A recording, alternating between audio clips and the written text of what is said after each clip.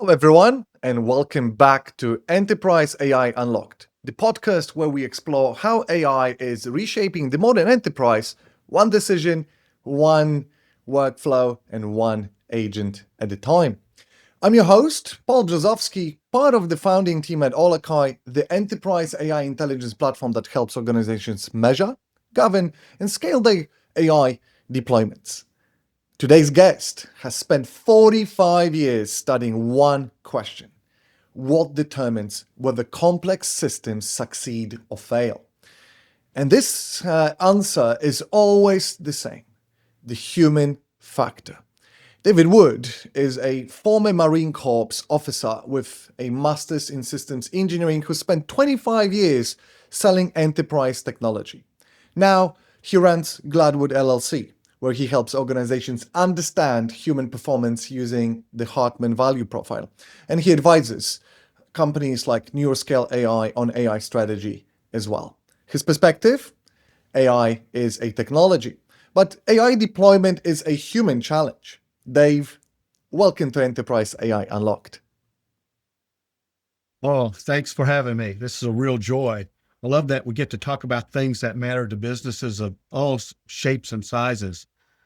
My view of technology really started in the Marine Corps, as you shared. I spent years leading teams and deploying systems that were used around the world, and that experience still colors how I see the tech landscape today.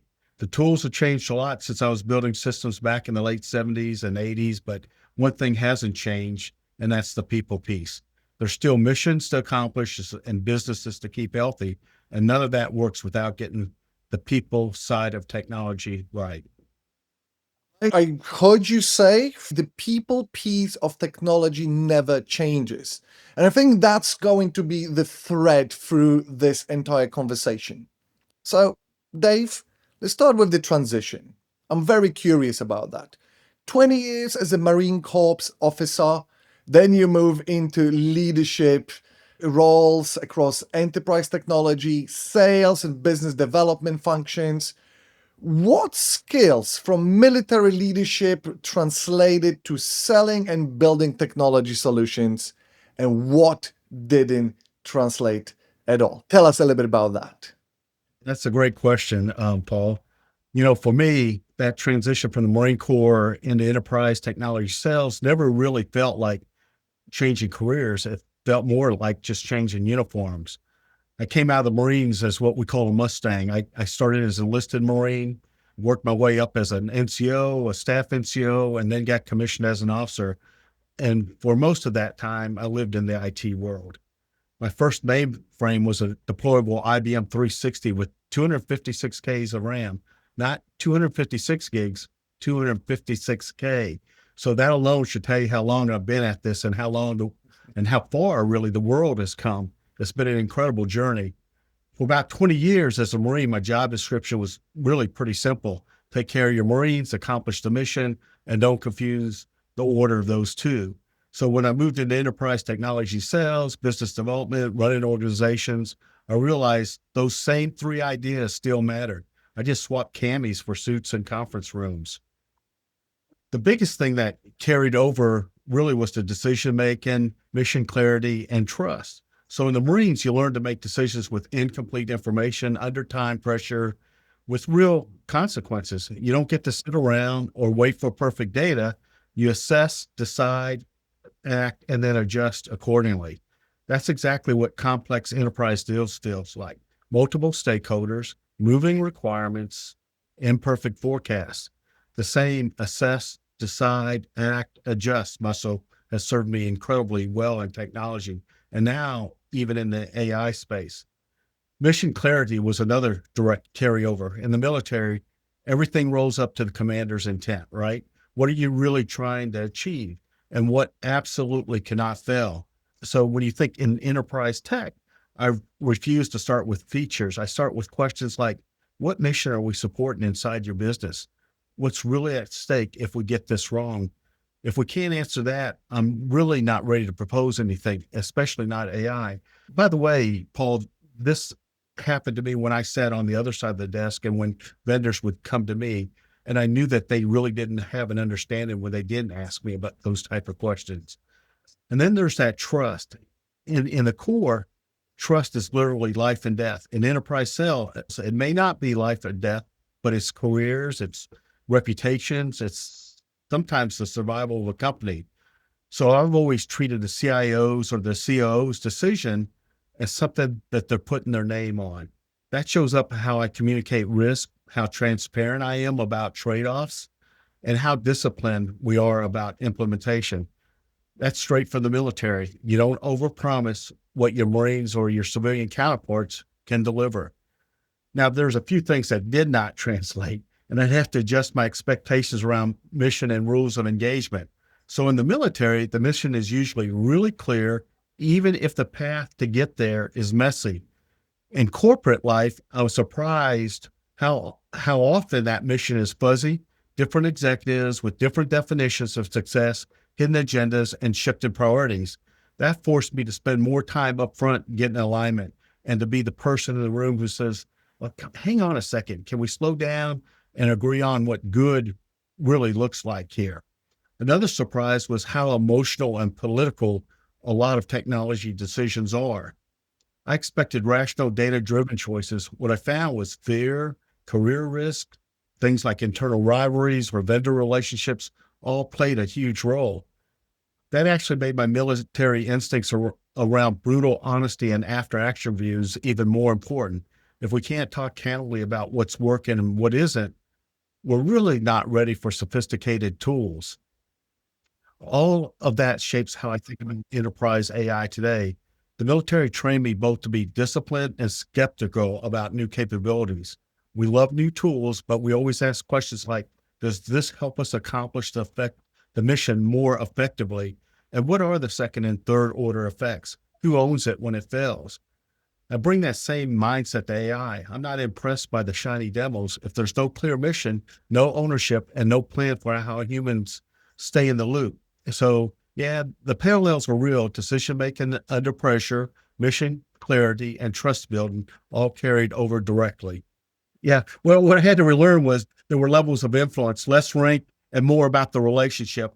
And the reality that enterprise technology, especially with AI, discipline and humility matter just as much. There's so many powerful messages that I'll try to unpack throughout the whole conversation, Dave. So I truly appreciate it. But just to repeat this for the audience, what I heard that the big things that translated were decision making, mission clarity, and trust. The way you also finished it, Dave, with the less rank, more relationship, that message resonates vastly as well.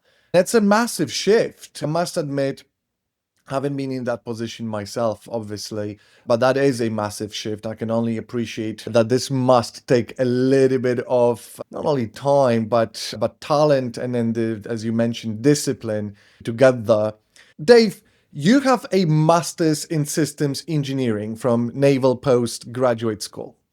So when you look at how enterprises are deploying AI today, what do you see through that systems engineering lens as well? I really want to learn a bit more. What are they getting right? And where are the systems design failures happening? I hope this is an interesting question for you to answer today as well. Yeah, it's something I really hadn't thought about. When I put my systems engineering hat, I honestly stopped seeing AI projects and really started seeing systems, right? With a lot of weak joints. So one of the things with my degree at the Naval Postgraduate School basically trained me to ask four annoying questions on repeat. What's the mission? What are the inputs? What are the interfaces? And how do we know it's working? So when I look at how enterprises are deploying AI right now, here's what I see. A lot of organizations are treating AI like point solutions or shiny apps when they should be treating it like a system that lives inside people, process, data, and governance. And governance is a big thing to me. They drop a model or a chatbot on top of a messy environment and hopes that it adds value instead of redesigning the whole flow around a really clear outcome. I was recently at NVIDIA's GTC conference in Washington, D.C., and I loved how Jensen Wang put it: AI is work, not technology. And that's exactly how a system engineer really hears it. So, what are companies actually getting right? Some are finally starting with real use cases instead of we just need AI. So, things like we want to cut cycle down time on this process by 30%, or we want our sales teams to have a better judgment at each deal decision. When they start there and then tie AI into the systems of record, into security and into existing workflows, you start to see some real wins. I'm also encouraged by teams that put security and compliance up front and treat data quality as a part of the system, not an afterthought. Where the system design failures show up is pretty consistent. First, there's no end to end design. They build a smart component, but it sits in isolation. I've seen AI assistants for sales teams that aren't really integrated with the CRM, with email, or with any feedback loop. So reps try it once, get a cute answer, then go right back to their old habits. Technically impressive, but systemically, it's useless. Second, the interfaces are broken, especially the human ones. Systems engineering forces you to think about interfaces: human, machine, machine, machine, and organization, organization. So a lot of AI tools dump new behavior and new risk or frontline people without changing training, incentives, or roles. Now you've got a system where the AI is saying one thing, the legacy processes are saying something different, and the human in the middle is really just kind of confused and exposed. And then finally, there's no feedback loop and no clear owner. In a good system, you define your measures of effectiveness, you watch them, and someone owns tuning the system over time. So a lot of AI deployments launch with no clear metrics, no true system owner, and no update to the prompts, the models, or the processes. That's not engineering, that's really just hoping. When I talk about systems engineering discipline for AI, here's what I really mean. Treat it like you would any critical system in the military or in a data center, for instance. Start with the mission and the stakeholders. Map the whole value chain and then design the interfaces. And then, as always, think through the failure modes and edge cases and decide who's accountable when the system behaves badly, not just when it looks good in a demo. Right now, a lot of enterprises are still treating AI as a clever tool you sprinkle on top of an existing chaos, right? So they should be treating it as something that forces you to clean up the chaos, redesign the workflow, and line up people, data, and decisions around a very clear mission. That's the shift I'm trying to help leaders make. Love it. Essentially, you're seeing systems, Dave, with a lot of weak joints. That's what I recorded first.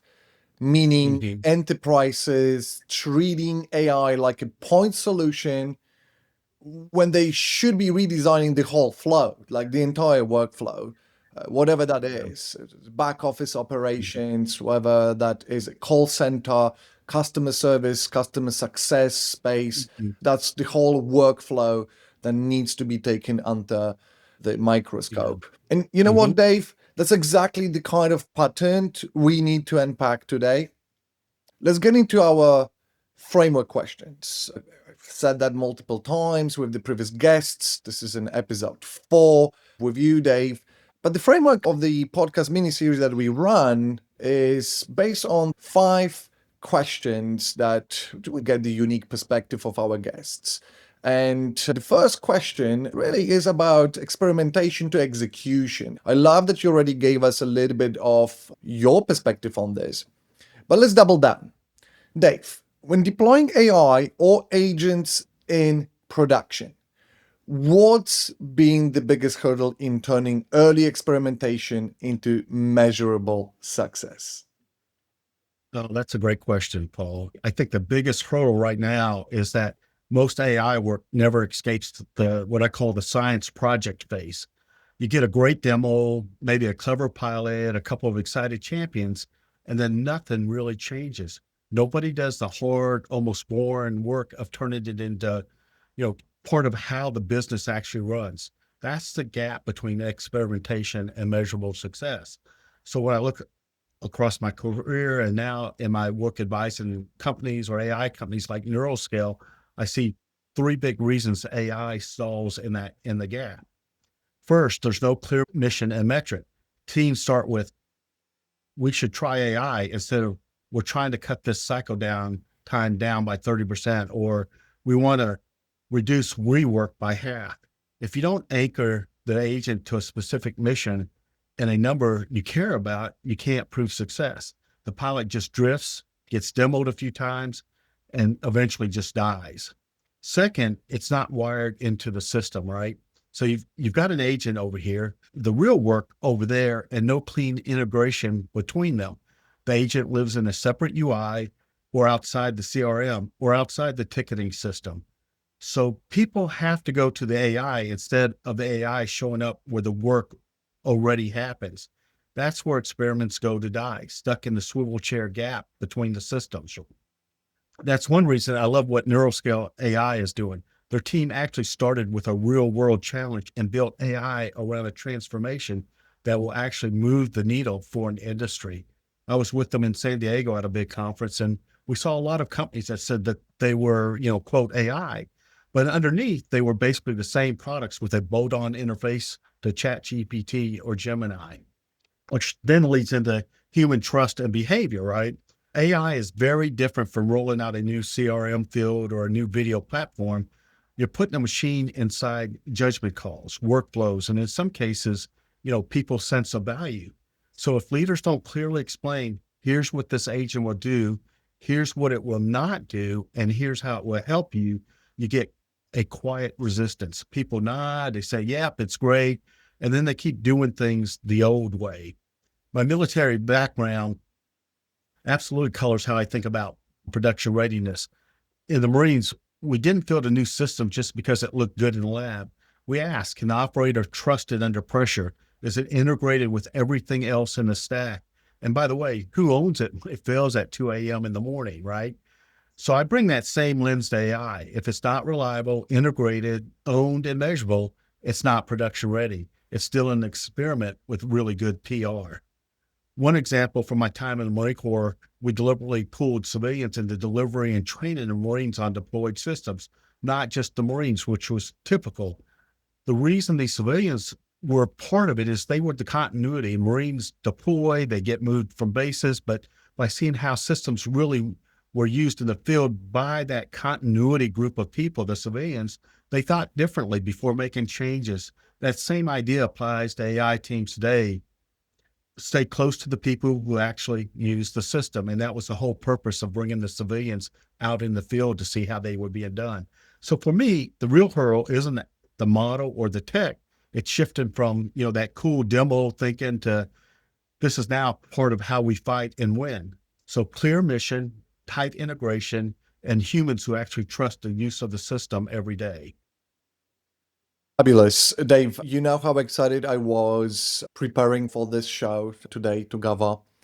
Me too. Your military background is something of extreme value, close to my heart to a good degree as well, just to whom my grandfather was and a bit of a family history, but not getting off the topic too much.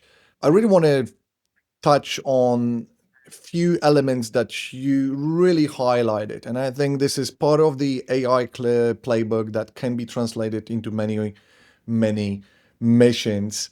But three things that stall AI: no clear mission, not wired into the system, and human trust issues.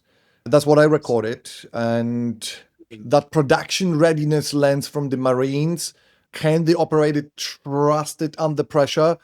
Super powerful, very unique as well. I personally never thought about this in that way.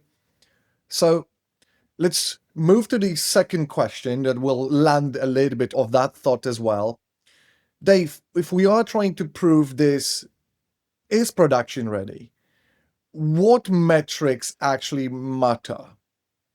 Let's talk metrics. This is my favorite question, and it's as simple as that. If you had to pick one metric, Dave, to prove AI's value to your board or leadership, what would it be and why? Oh, that's a great question to think about. So if you force me to pick just one metric, I'll go with this: time to a mission critical outcome at equal or better quality. So what does that mean in plain English? How much, faster can we reliably get the thing that actually matters without cutting corners or increasing risk because of AI? So when you think about it from a board perspective, that might show up in things like how fast we close a qualified deal, or how fast do we resolve a customer issue, or things like how do we process a claim or a case? How fast do we do it? And how fast do we move from a signal to a decision in an operations environment? So you pick the one that sits closest to your core mission, and then you measure how AI changes that. The reason I put time to outcome above everything else is that it quietly kind of rolls up to a lot of what we already care about in high stake environments. So think of it this way: if you're faster and quality holds or improves, cost per outcome goes down, right? If we're faster, we usually beat competitors to the punch. And if we're faster and more consistent, leadership trust in the system goes up. So compare that now to the usual suspects. Usage metrics: how many prompts, how many users. That kind of tells me interest, but not value. So when you talk about model accuracy in a lab, great for engineers, but the board really wants to know, did we shorten the sales cycle? Did we reduce rework? Do we free people up to focus on that, that higher value work? And cost savings by itself isn't enough either. So saving money while slowing down the mission is not really a win. My military background definitely shapes this. In the Marines, we're always asking, can the system help us complete the mission faster with fewer casualties and less chaos? We didn't brag about how many radios we handed out. We cared about how quickly and reliably a unit could receive, decide, and act on information. Well, it's the same with AI. Mission success is when the critical loop in your business shrinks from signal to decision to action, and you can prove that AI is what moved that number, right? So if I can walk into a board meeting and say, on this core process, AI cut time to outcome by 28% while maintaining or improving quality, that's some metrics really worth paying attention to. Thank you, Dave. I took a quick note a little bit earlier. Time to a mission critical outcome at equal or better value. That final punch really resonated with me, Dave, because that, in my opinion, rolls up everything, especially when it comes down to AI deployments. Something that we deeply care about at Olakai when we work with our design partners and the channel partnerships. We really want to make sure that everyone understands the cost, the speed, and it comes with the trust. And that's super concrete variables that we all need to make sure that are part of the workflow design that we touched a little bit on earlier. I'll think about it a little bit post this call, because this is a very interesting metric that I have personally perhaps have not really paid enough attention to before. So I'm looking forward to contemplate a little bit more on that. Now, let's delve into prioritization and investment decisions. A really hot topic, especially with all the projects, the science project as we call them. More than 90% of them do not make it to the final production or rollout. So Dave, That's right. Obviously with budgets tightening and AI projects multiplying, how do you decide which initiatives deserve more investment and which should be paused or reevaluated? Oh boy, that's a great question, especially, with a lot of the SMBs I'm advising that are looking at AI. When money gets tight or your budget's already tight, AI projects kind of have a way of start breeding like rabbits, right? So I go back to something really simple I learned in my time in the Marine Corps. You can't save everybody, no matter how hard you try. So you have to triage, right? So for AI, my triage really starts with three questions. First, it goes back to the mission. Does this support a mission that actually matters? Not it is cool, but is it tied to revenue risk or truly critical processes? If you can't connect an AI initiative to a top three business outcome, it should automatically go on to that pause and reevaluate list. Second, will it change a real decision or workflow? A lot of projects are basically dashboards in disguise. They produce insight, but they don't change behavior. You want things that clearly change how we, say, qualify leads or handle tickets or maybe route work or make forecasts or allocate people for that matter. So if it doesn't touch a real decision or real workflow, it's a science fair project and really not an investment. And then are we actually ready for this? Do we have the data? Do we have the integrations? And an important one is, do we have an accountability owner? If the answer is not yet, you may like the idea, but it probably belongs in that later bucket, not at the front of the line. From there, I really do think in triage categories, right? So treat now, fund and protect that project. These are mission critical with a clear outcome, a clear owner, and an ability really to show impact in near term, like 60 to 90 days. This should get priority dollars and attention. This is usually AI tied to core revenue or core risks. So think of sales, customer experience, or operations reliability. So stabilize, keep alive, but don't overinvest yet. Good alignment, but something's missing, that data quality, that integration, or change management muscle. So you don't want to kill those projects, but you want to narrow the scope. You kind of, you time box them, right? So you're very clear about what has to be true before you double down. And then there's that observe, those are those, what I call cheap experiments at the edge. They're interested, but not yet strategic ideas. Small teams can still play here as long as the cost is low. And we're learning something about something reusable, right? So like prompts or patterns or guardrails that you might implement. So what you don't do is dress these up as a flagship program. And then finally, there's some you just got to let go, stop investing. And this is the hard one, right? Some AI projects are just misaligned pet projects, or they duplicate capability we already have somewhere better. If it doesn't serve that mission, we have to be willing to stop. That's triage. One of the quick wins versus strategic bets, I think you balance the portfolio. So you want quick wins in core processes to build trust and prove value. You also want strategic bets in things like data infrastructure, governance, and reusable agent frameworks.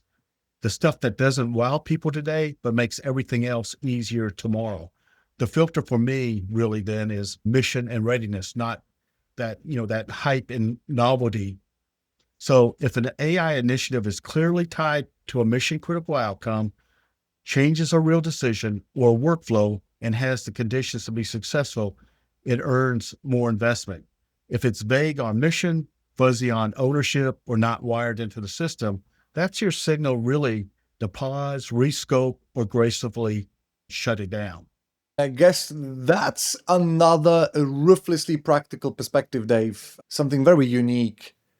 Military triage applied to AI. I'm sorry, I'm looking at my notes here real quick. You said treat it now, stabilize, observe, and let go. And the filter is mission and readiness, not hype and novelty. Perfect. I'll just leave it here for everyone to think about it and see how it applies in the day to day. But moving on, Dave, let's talk a little bit about governance, which is clearly becoming a huge theme for all the important reasons. I'm interested, I'm curious, and the audience as well. How do you balance innovation with control? I think you can bring some interesting, your background perspective to this. Essentially, we want to make sure in this space that we are ensuring that AI stays productive, safe, and compliant and scale. How do you balance that innovation with control, Dave? That's another great question, Paul, and it's an important one, right? When people hear governance, a lot of folks instantly think breaks. They go, oh my God, it becomes hard. They just think of lots of documentation. They think of there's a lot of things that cross people's minds. So coming out of the Marine Corps, I actually heard it as rules of engagement, right? So in the military, rules of engagement weren't there to slow us down. They were really there to make sure our power was applied the right way at the right time on the right target. So they protected people and they protected the mission. I think about AI governance really in the same way. For me, you got to balance innovation with control And it really comes down to three things, right? Clear mission and boundaries. What is this AI allowed to do for me as a business? Ownership and accountability. Who has responsibility when it does go wrong, where things go wrong, because invariably they will. And then feedback and adaptation. So how do we learn and adjust in real time? So first, when you think about mission and boundaries, every serious AI deployment needs a kind of what I call a commander's intent, or what we call in the military a commander's intent, which is really just a set of rules of engagement. What problem is this agent actually allowed to solve? What decisions can it recommend versus actually execute? And what data can it see, and what data is really off limits for it? And when is a human required to step in and take over? If you don't define that up front, you don't have governance. You really have hope. In the Marines, we've never handed someone a new weapon system and said, just go see what happens. With AI, we sometimes do exactly that. So second, it's that ownership and accountability. And this is kind of a big one for me. I think of AI like a very fast, very capable, junior Marine.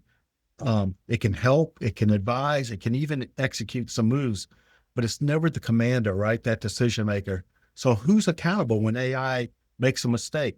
It's really not the model, and it's definitely not the vendor. So it's the business owner who approved the AI for that mission. This means every production agent has a named business owner. There are clear escalation paths when something looks off, and we log decisions, actions, and exceptions so we can review and we can learn from them. So if we were in the military, we always ran after action reviews on any significant mission or major training evolutions. So in AI, we really need that same discipline, right? What went well, what went wrong, and what do we need to change in the rules and the engagement before the next time? And then finally, there's that feedback and adaptation. So governance that's tied to real feedback actually enables it, right? Safety in AI isn't just don't get us sued, don't create invisible bias, and don't, let your automation drift into decisions that it was never meant to make. We need monitoring on key metrics like quality, error rates, exceptions, or complaints.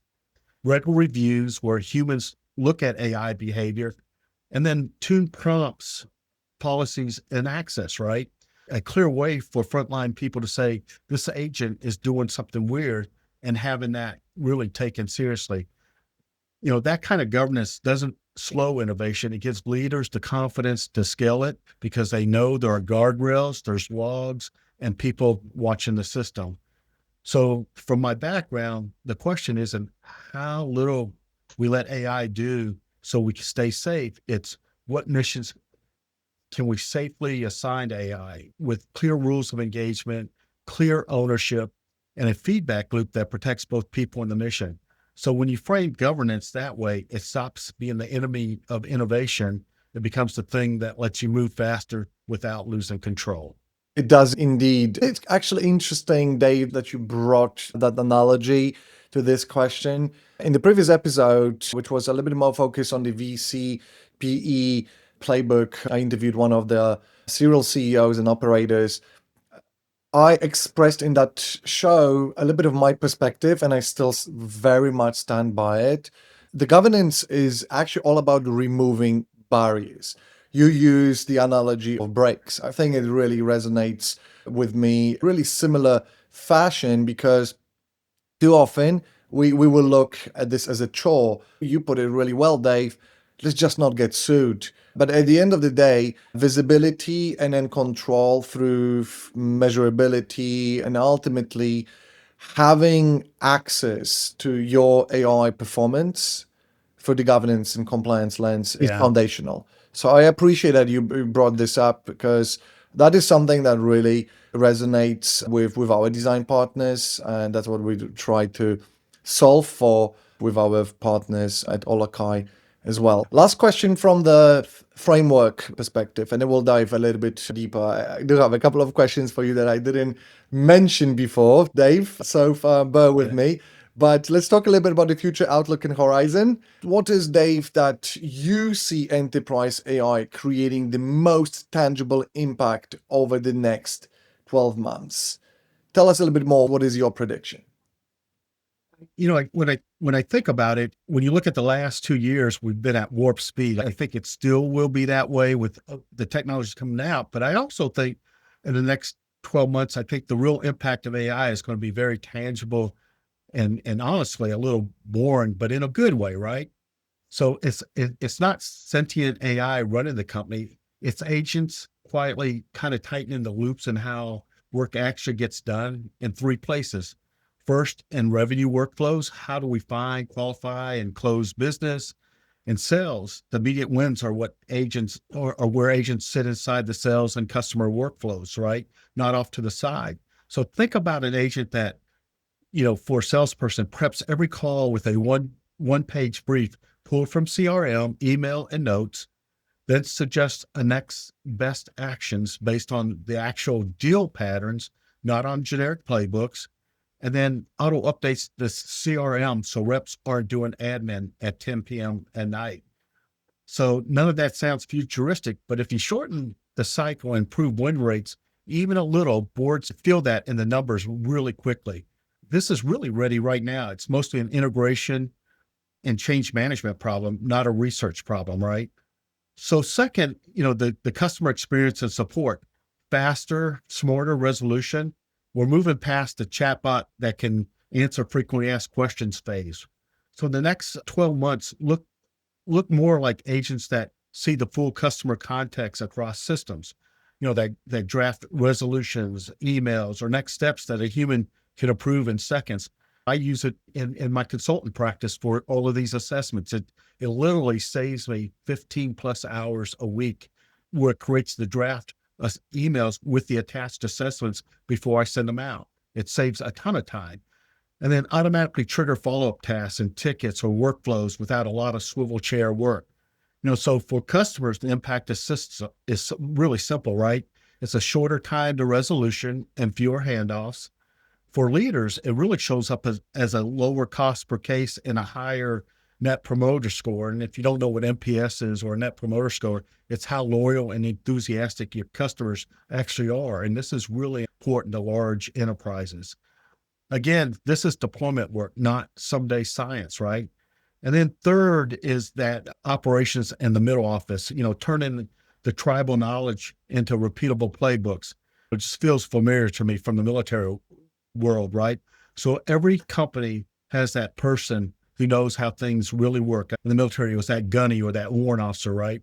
And on how to handle exceptions, who to call, which systems is actually right. So over the next year, we're going to see AI agents really codify these informal playbooks. They're going to guide people through complex multi-step processes. And additionally, they're going to watch for anomalies and flag issues before they become fires.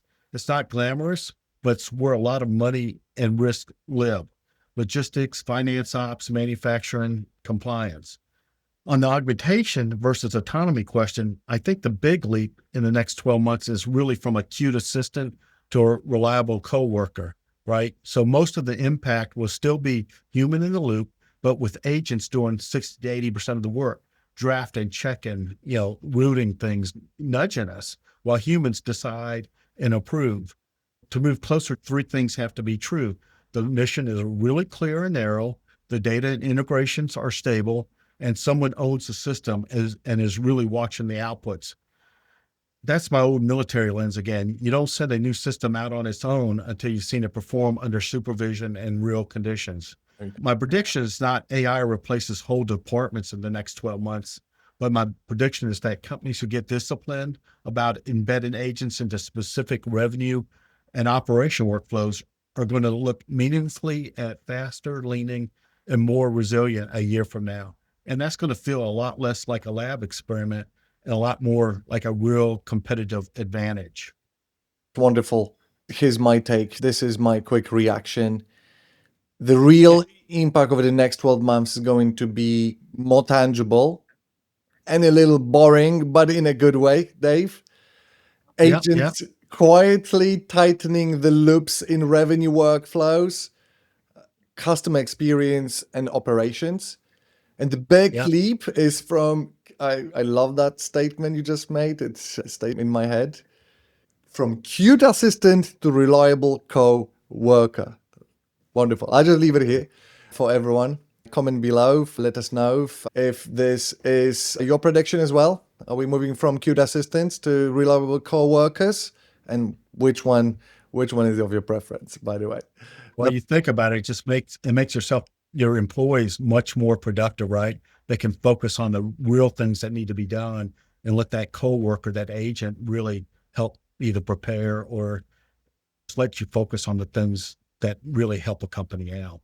I really appreciate that because ultimately, in the AI world, in my opinion, we are looking for that reliability and an actual tangible impact on the productivity, which will screen revenue, more progress, innovation, and so on. But yes, indeed, you do have to have a proper co-worker, co-pilot, a sidekick, whatever you want to call your AI agent, to be working with you to make that happen.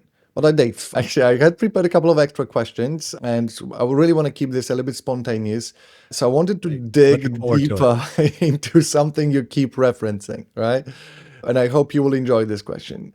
In the Marines, there are obviously established frameworks for making decisions under pressure and uncertainty. Enterprises are now trying, in my opinion, to deploy AI in exactly those situations. That's my military analogy here. High stakes, incomplete information, time pressure. You mentioned this before. What can enterprises learn from military decision-making frameworks? What's your take on this, Dave? Well, both being in the military and in the Marine Corps, it kind of rose up for me. In today's world, when I hear AI and a high stakes, incomplete information, time pressure, my brain really goes straight back to a few simple military frameworks we live by every day, and it still works today, right? So let me give you three that, in my mind, translates almost directly. So, and that's the OODA loop, the commander's intent, and after action reviews. So first, the OODA loop, and don't bolt AI on, build it into the loop. That's the processes, right? So in the Marines, we use the OODA loop constantly. And what does that mean? It means observe, orient, decide, and act. So whoever cycles that loop faster and more accurately usually wins. So most enterprises actually scatter AI all over the place. It's just not thought through. So in a high stakes context, I'd rather ask, where does AI help us observe, right? Things like signals, anomalies, patterns, or even customer behavior. And then where does it help us orient? So given context, risk, options, likely outcomes, and then where do humans still decide? Where's that ownership or that accountability and judgment belong? And then finally, where can AI safely act, right? Executing well-defined steps under clear rules.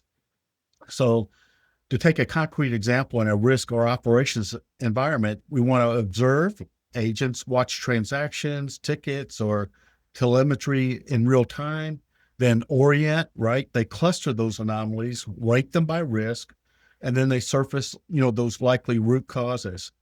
And then there's the decide piece. A named human owner chooses what to do with the high risk cases.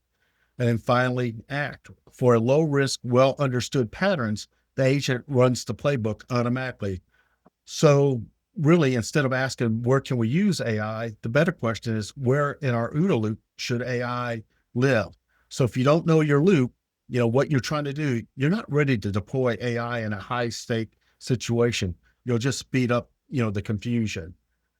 And then at the heart of all the military, right, it's always the commander's intent. AI needs a mission, not just a model.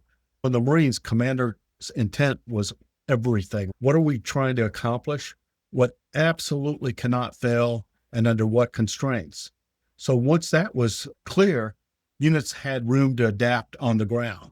So in an enterprise AI, commander's intent sounds more like this AI exists to reduce time to resolution on tier 2 instance by 30% without increasing escalations or compliance risk.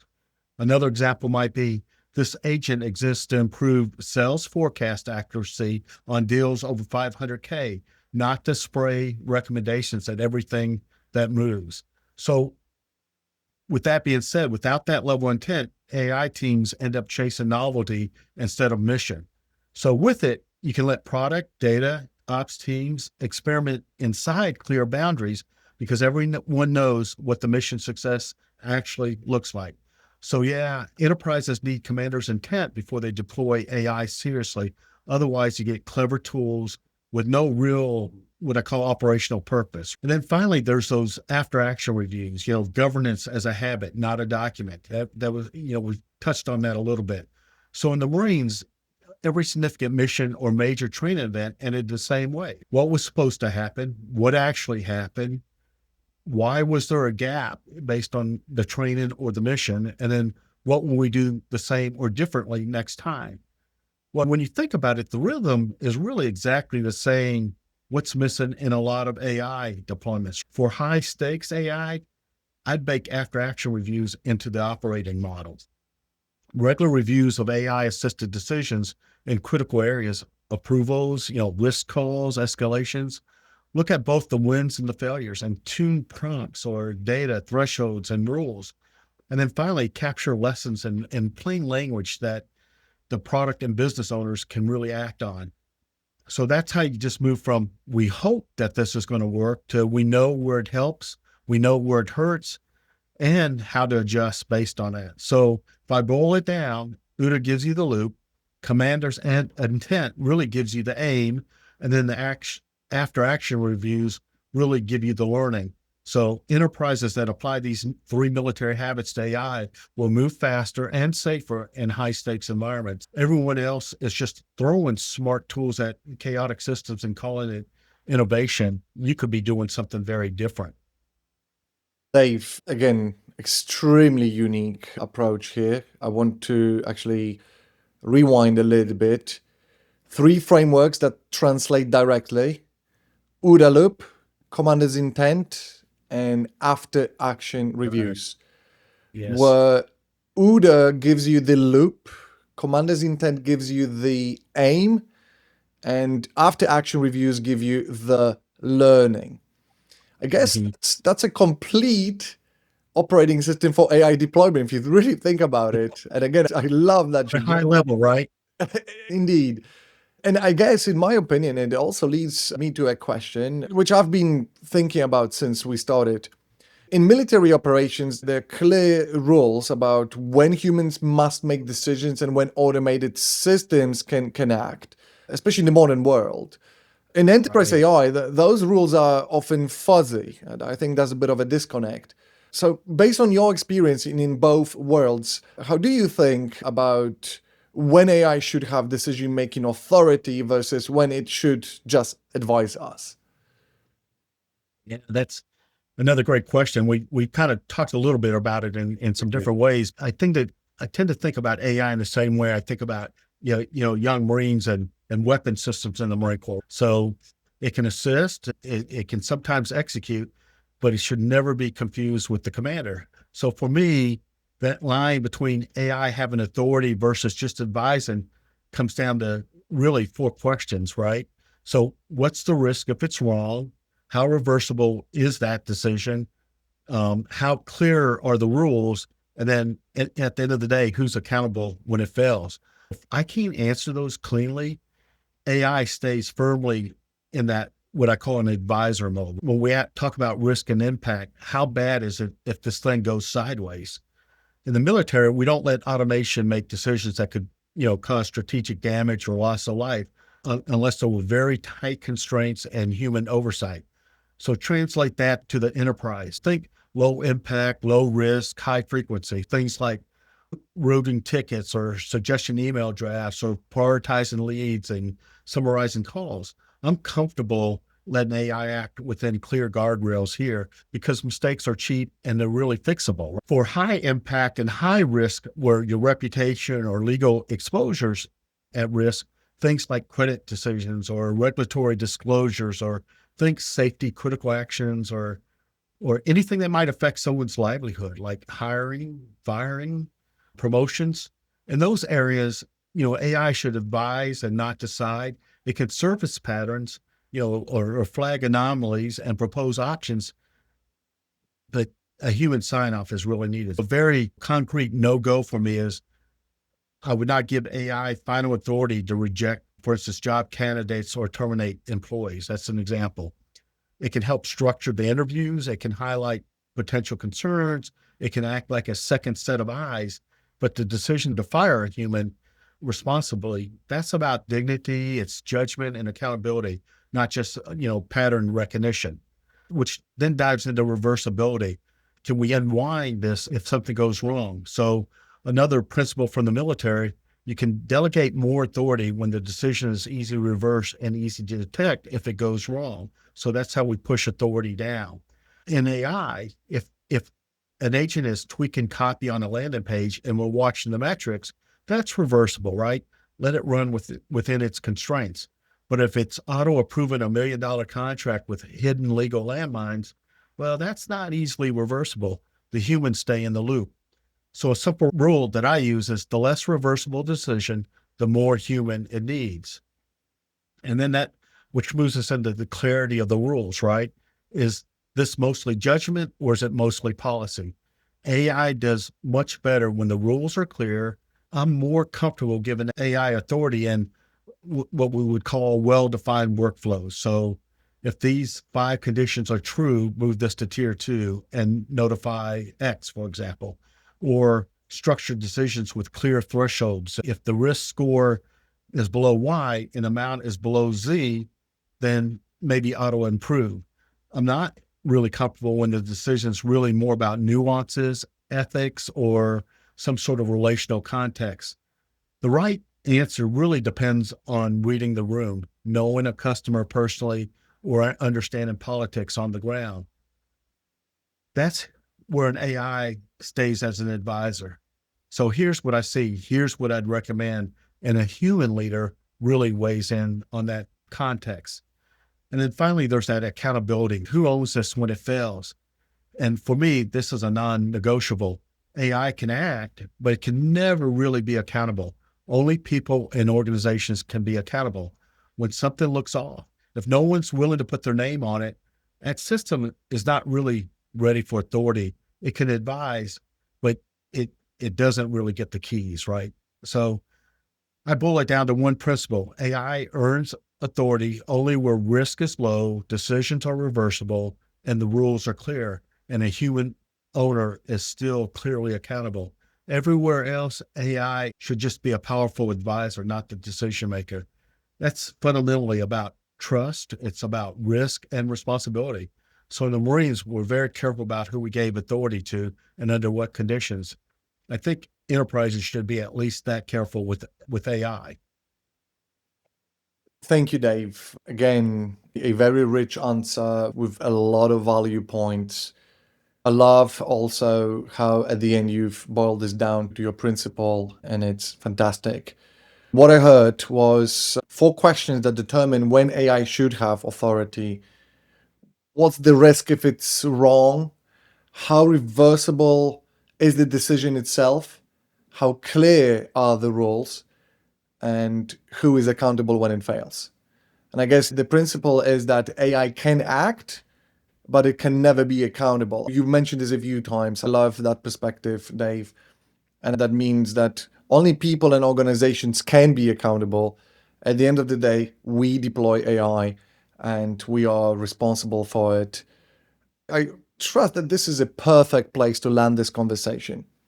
Very quickly, reflecting on our entire conversation today, I'll be honest with you, this has been simply incredible and of great value, especially to me as I'm thinking about the revolution or evolution of the enterprise and AI role in it.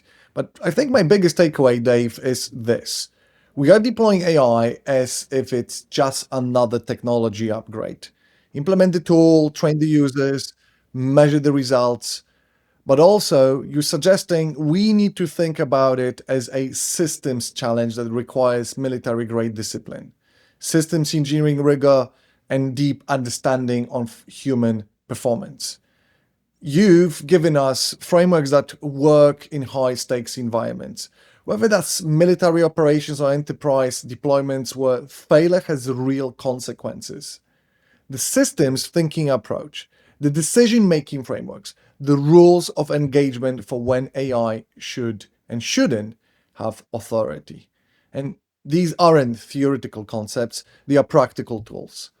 So, with that, for everyone listening, if you're deploying AI in high stakes environments, whether that's financial services, healthcare, manufacturing, or anywhere, failure matters. And Dave has given us a path. Take a systems view, understand the human factors, apply rigorous decision making frameworks, and remember that technology is the vehicle, but leadership and people determine whether it succeeds. Dave, thank you for bringing this military systems human performance perspective. It's exactly what the enterprise AI conversation needs. And dear all, that's a wrap on today's episode. If you enjoyed this conversation, be sure to follow Enterprise AI Unlocked wherever you get your podcasts. Next week, we'll continue exploring how companies are moving from AI experimentation to measurable business impact. I'm Paul Brzozowski from the founding team at Olakai, and I'll see you next time. Cheers. Thank Thanks you, a lot, Dave. Paul. Thank you so much. Bye-bye.